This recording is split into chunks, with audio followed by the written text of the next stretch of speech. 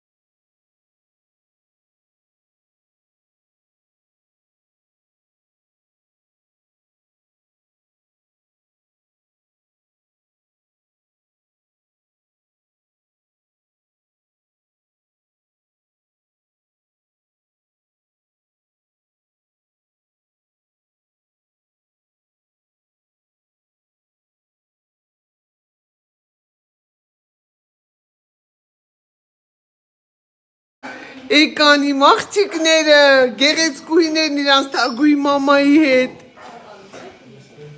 Այ դուք բարով եկաք, ձեր ոտը ձեր տուն խեր բերի, խսմատ բերի ձակեր։ Ուй ուտին ձեզ։ Բարով եկաք, դու էլ ապրես։ Եկել եմ ձեզ հետ կիսվելու իմ աղջիկների առաջին խաղալիքներով։ ՆԱՏՕ ֆիրմայի այս փամփլիկ բադիկը կապահովի ձագուկներիս անուշ քունը։ Մեր երկրորդ խաղալիքը Գոգի Բեյբի գերմանական ֆիրմայից է։ Այնքան ջերմությամբ ու հոգատարությամբ ենք սպասում մեր ձագուկներին, որ նրանց համար ընտրում ենք լավագույնը։ Օրեր առաջ այցելեցի Max & Lizzy Toys խանութ-սրահ, մի պարզ պատճառով, որ այստեղ ներկայացված են մանկական խաղալիքների լավագույն բրենդերը։ Այստեղ կարծես ինքդ էլ ուզում ես մանկանալ։ Խանութ-սրահը ասեմ, որ հայտնի է իր փայտե խաղալիքների լայն տեսականիով, որոնք ոչ միայն էկոլոգիապես մաքուր են և անվնաս բալիկների համար, այլ նաև զարգացնող են։ Այստեղից կգտնեք բացառապես տարբեր տարիքային երեխաների համար նախատեսված